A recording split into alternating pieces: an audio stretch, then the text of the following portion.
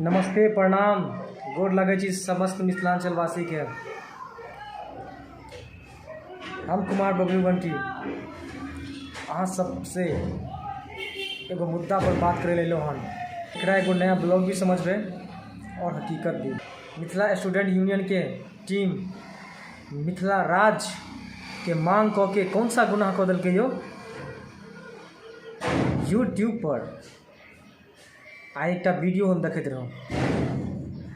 ओई पर भोजपुरी भाषी कुछ तुच्छ लोग जे अपन यूट्यूब फेमस करे के लेल, अपन चैनल फेमस करे के लेल हमरा समस्त मिथिला के अपमानित शब्द के प्रयोग करैया। ठेंगा घंटा की छियै यौ? ई भोजपुरी भाषी वाला सब की समझ लेलखिन अपने आप के?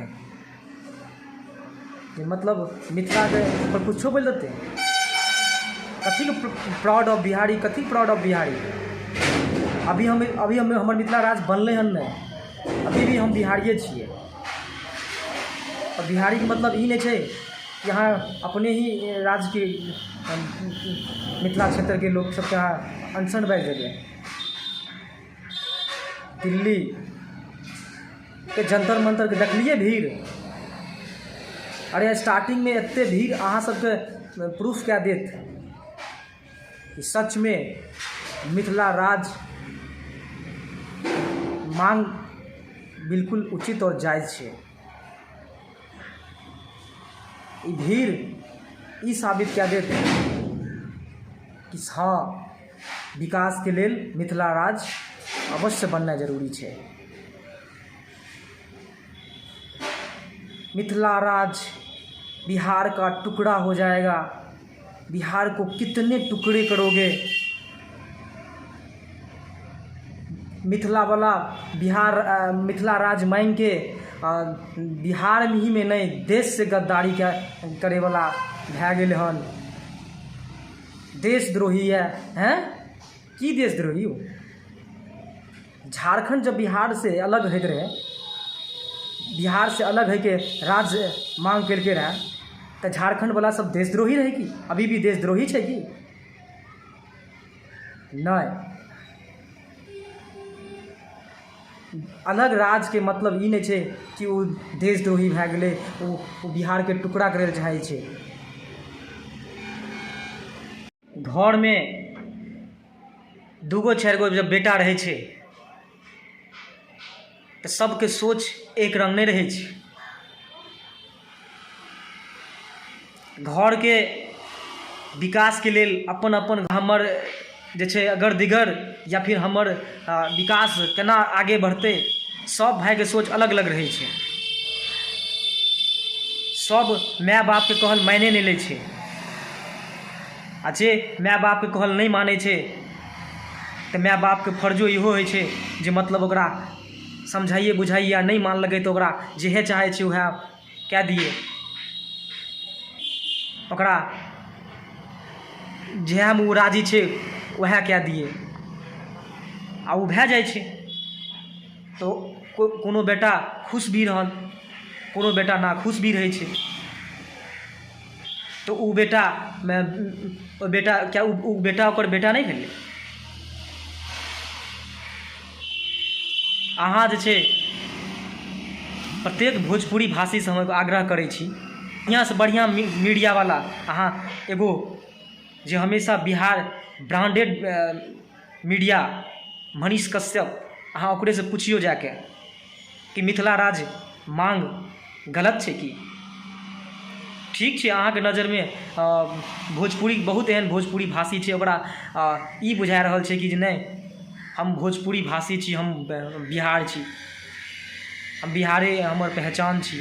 तब बिहार पहचान छी तो अहाँ के कोई पहचान के कोई अहाँ के घुमिल तो नहीं कह रहल या। मांग उठेल के अहाँ सब नॉर्मलिटी से भी अहाँ सब एक सुझाव के तौर पे आराम से भी तो बोल सके छिए। बहुत एहन भोजपुरी भाषी भोजपुरी आधा भोजपुरी भाषी तो यूपी में चल गए, तो किया न कहलिए कि हमरा हम आधा यूपी वाला भी सब हमर भै गेलै। हमरे बिहारिए छी, एना थोड़ी रहै छै। मैथिली भाषी कुछ झारखंड में भी छै, मैथिली भाषी नेपाल में भी छै। तब तऽ जतेक मैथिली भाषी छै सब आबि जाओ मिथिला में, सब एना थोड़ी ने भए सकै छै। या मिथिला राज मांगि के कोनो हमरा नहीं बुझाइए कि कोनो गलत केलकै हन। विकास मिथिला राज मान के चलियो, अगर मिथिला राज बन गए आ मिथिला राज जे मिथिला राज जुबान पे बार बार आबै छै, तो समझ जाइयो कि मिथिला राज के ई इतिहास अगर अहाँ सनातन धर्म राम के जब मानै छियै तो अहाँ के मिथिला राज शब्द के ओपर ध्यान से गौर से ध्यान दिल पड़त, विचार करऽ पड़त कि मिथिला राज आइए से नहीं। हम सब तो बचपन से टीवी में हर चीज़ में, रामायण में जब भी सीता मैया के जिक्र होइ छै तो मिथिला शब्द के जिक्र होइ छै। मिथिला के मतलब सीधा समझियो सीता मैया के जन्मस्थली। मिथिला राज के मतलब सीता मैया मिथिला राजक बेटी। मिथिला राज मतलब अगर सीता मैया मिथिला राज के बेटी भेलै तो अहाँ इहो समझ जाइयो कि राम भगवान भी मिथिला राज से जुड़ल छै। राम भगवान के अगर मानै छियै तो अहाँके मिथिला राज के मानैये टा पड़त, क्योंकि इतिहास मिथिला राज के हरेक जुबान पर छलै। अहाँ बिहार के अहाँ मिथिला राज मांगि के कोई बिहार के दिल पर चोट या दिल पर कोनो गहरा सदमा या कोनो एहन चीज नहीं अहाँ के सबके होय के चाही। मिथिला के अपमान करे के मतलब अहाँ सीता मैया के अपमान केलहुँ। मिथिला के बारे में अपशब्द कहे वाला कुछ तुच्छ लोग भोजपुरी भाषी, समझियो अहाँ राम भगवान के अपमान केलहुँ। अहाँ सब खाँठी बिहारी, प्राउड बिहारी हम अहाँ के बोले छियै तो हम अहाँ के कहै छौं जे अहाँ गलत बोले छियै। कभी कोई मिथिलावासी अहाँ के भोजपुरी भाषा के ऊपर या चाहे कोनो के ऊपर कुछ बोललक हन?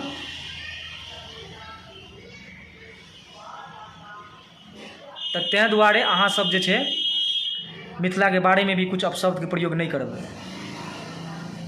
कनी सोच समझ के यूट्यूब पर अगर कोई एहन छी तो अहाँ एहन अथी नहीं करू, नहीं तो भोजपुरी भाषा समझ जाइयो कि भोजपुरी भाषा एगो अहें नहीं, खाली अहें भोजपुरी भाषा के व्यक्ति छियै तो अहाँ के मतलब भोजपुरी भाषा एगो अहें जानै छियै से नहीं। भोजपुरी भाषा पूरे मिथिलांचल के लोग अहाँ के भोजपुरी भाषा के सपोर्ट करैया। लेकिन भोजपुरी कलाकार या भोजपुरी भाषी लोग सब मैथिली भाषा के एते बड़ा अथी करबै, एना नहीं होइके चाही। मैथिली भाषा, मिथिला राज कुछ भी अगर प्रयोग अभी भए रहल छै, चलि रहल छै, ये तो सिर्फ अहाँ के एगो आगाजे भए रहल छै। झारखंड भी डिमांड केने रहे बिहार से अलग राज्य के निर्माण के लेल। आखिर ओकरा निर्माण भेलै कि नहीं भेलै? आइ भए जाओ, 10 साल में भए जाओ, चाहे 20 साल में हो, कभी हो, अगर जो मिथिला राज सच में मिथिला राज अहाँ के मिथिलांचल के वासी के प्रत्येक मिथिलांचल के वासी के दिल में अगर वाकई में मिथिला राज बस जेते तो देख लेबै आबे वाला दिन में मिथिलो राज बनबे टा करते। और प्रत्येक मिथिलावासी गर्व से अपना मिथिला राज के स्वागत करते। और उम्मीद भी छै कि विकास भी जरूर हेतै।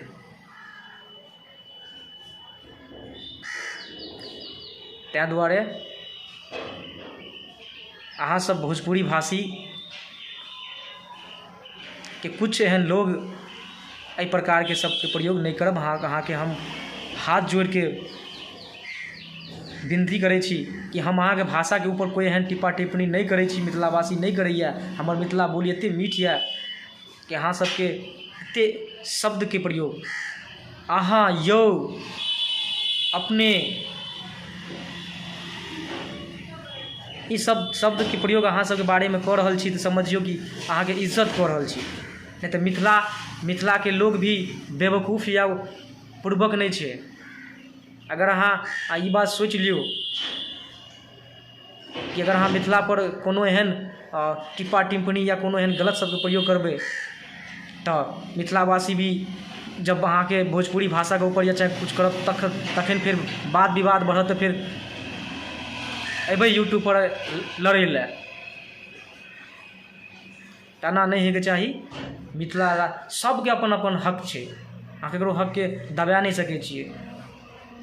मिथिला राज्यके मांग मिथिलावासीके अपन हक छियै, मांगलकै, उठेलकै आवाज, कोनो दिक्कत नहीं छै।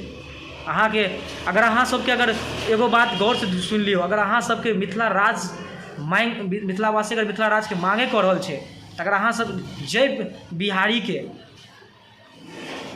जय भोजपुरी भाषीके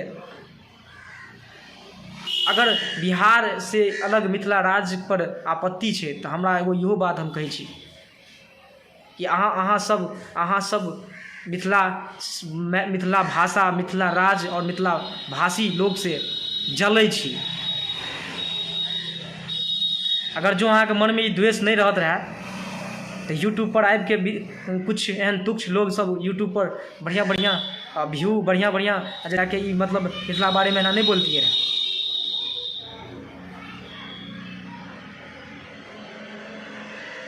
और अगर मिथिला राज्य बनि गेलै तऽ कि हम अहाँ सबके अवहेलना करब? आइ झारखंड बिहार से अलग छै कि बिहार के लोग झारखंड नहीं जाइ छै? कि झारखंड में देखियो, झारखंड के बाबा बैद्यनाथ एते प्रसिद्ध छै, कतक कतक ने लोग पूरे भारत से यहाँ तक विदेशों से लोग वहाँ पर पहुँचे छै। मिथिला राज्य के मांग या बिहार से अलग मिथिला राज्य के मांग कोनो एंगल से अहाँके गलत नहीं छै। मांगलकै, तुरंत मिथिला राज्य बने तो नहीं गेलै, आई पर लगले सब भोजपुरी भाषी सब अनाप शनाप सब बाजनाइ शुरू कए देलै यूट्यूब पर। अगर अहाँ सब एते अनाप शनाप बाजबै तऽ मिथिलावासी भी चुप नहीं रहत। गोर लागै छी सब गोटाके, प्रणाम करै छी। अगर हमर ई बात अच्छा लागल हैत तऽ समस्त मिथिलांचल के लोग एहि पर विचार करब। यूट्यूब पर छै कुछ एहन तुच्छ लोग जो मिथिला शब्द के नाम पर मिथिला दिल्ली में ये हुआ, क्या हो खार लिया, ये वो सब के प्रयोग करै छै, बहुत बहुत अपशब्द के प्रयोग करै छै। जतेक यूट्यूबर सब छी अहूँ सब कुछ नीक शब्द, अभद्र शब्द के प्रयोग नहीं करब। खाली अपन अपन सुझाव मीठ बोली मैथिली में दऽ के, अगर हम ओकर भोजपुरी भाषा समझ सकै छियै तऽ ओहो हमरा मैथिली भाषा समझ लेतै। आ मीठ बोलीमे ओकरा सबके बता सकै छियै, सुझाव दए सकै छियै, ताकि भोजपुरी भाषी लोग सब मिथिला भाषा, मिथिला राजक नाम पर या मिथिला शब्द पर कोई एहन टिप्पणी, अभद्र शब्द नहीं बाजते। गोर लागै छी, प्रणाम। मिथिलावासी शेयर जरूर करब।